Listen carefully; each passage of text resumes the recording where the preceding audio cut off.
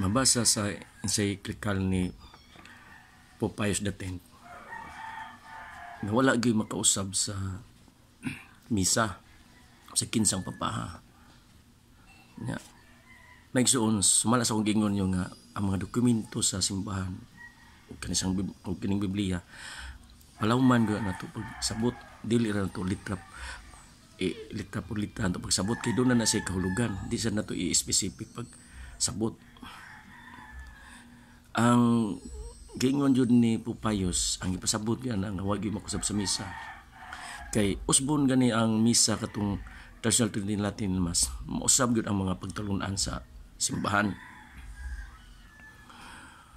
Ya, kay kanang mga pinulungan da gigamit sa linatin nga pinulungan, mga laglom na nga pinulungan nga usar gyud gipasabot. Para sa mga binisaya ba nga dunay mga laglom kay nga pinulungan sa Bisaya nga usar gyud gipasabot. Susama ng dibuho.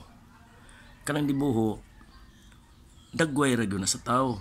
Kung mubutang ka ng litra nga dibuho, way lain pagsabot mo dagway ra gyud sa tao. Kung moingon kag larawan, pwede daghanon nimo pagsabot, larawas manok, larawas kabaw. Mao na siya hinungdan nga nganong dili gyud ipausab ang kwan Traditional Trinity Latin Mass.